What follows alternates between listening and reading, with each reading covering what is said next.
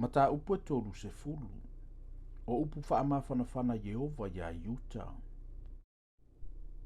O lea fionga na o mai a Yeremia mai a Yehova ua whape mai.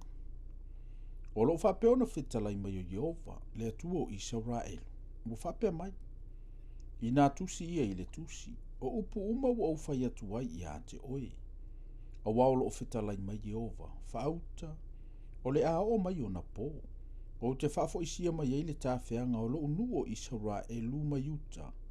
O lo whapea mai ei Yehova. O te toi whafo isia mai i lātou. I le lau ele na o fōa i nā tuai i o lātou tama. E whaifo i lea mo i lātou. O upu fo i nei wa wheta lai mai ei Yehova ia Israelu mai Utah. E moni. O lo whapea na wheta lai mai o Yehova.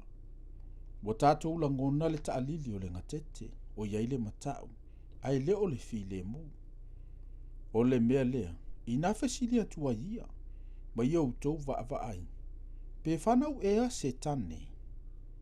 O lea ea le mea o te iloa atua i tane uma, e taitasi maona 5 i ona i tu, e pei o se whawhine a whanau, o mata uma fo i wali ua, wa mata vale lava.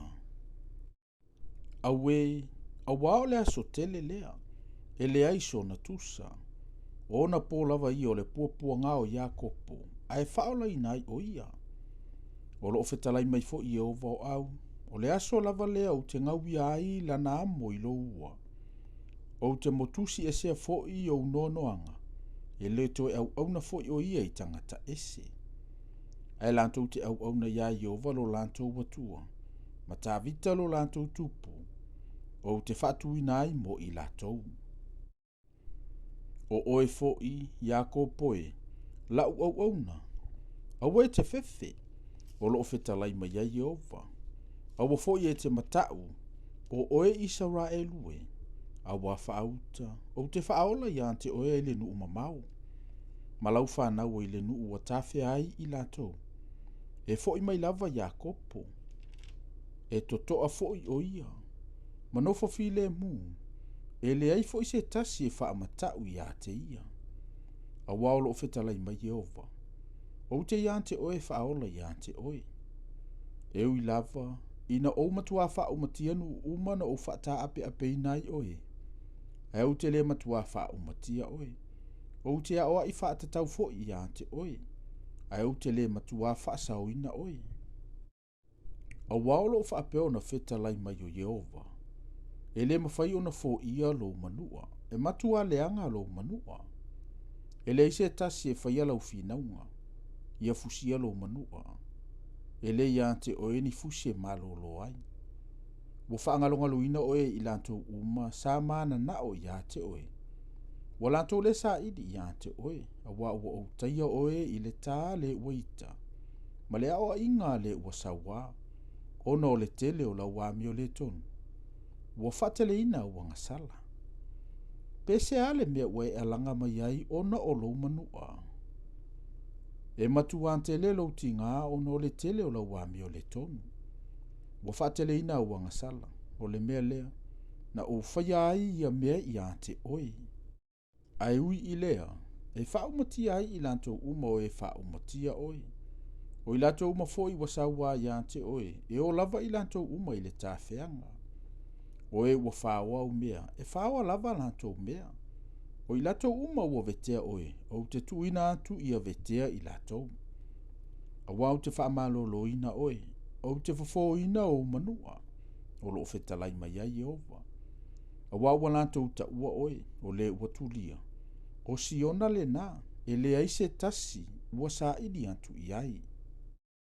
O lo whapeo na whetalai mai o Yehova, whaauta, o te toi whaafo isia mai le tāwhianga o whale i o Iakopo.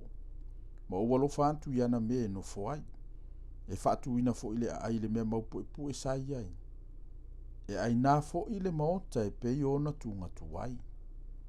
E tupu mai ei fo ile vi inga ma le leo e sisiva. O te whaatoa te le ina i lātou. Ai le whaatoa i titina i lātou. O te whaatupu ina fo ilo lātou mamanu. Ai le wha lea o ngā ina i lātou. O lātou whanau e pei o ana mua I lātou. O te whaatuma wina fo'i I o uluma lo lātou whaapotopotonga. Ma utau I ante I lātou uma o e whaasau wā I ante I lātou. O lo lātou wali'i, o lo lātou lava ia. Ma lena te pule I ante I lātou, e tupu mai o ia mai ante I lātou. O te whaalatalataina mai o ia, o na whaalatalata mai ai leo o ia I ante au.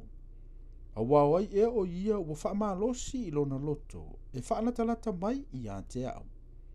O lo ofetalai mai ai Jehova. E whai foi o tau mo unuu, o au foi e whai mo o tau watua. Whaauta, waru antu lea wha mai a Jehova I le toa sa, o lea wha fuli whao, e pesi te tele mai I lunga ulu o e ami o leanga, e le to I liliu le toa sa tele o Jehova, se ia whaia e ia, se ia whaataunu ina foi e ia manatu o lona fina ngalo, tou te mawhauwhau I ai, I aso a muri.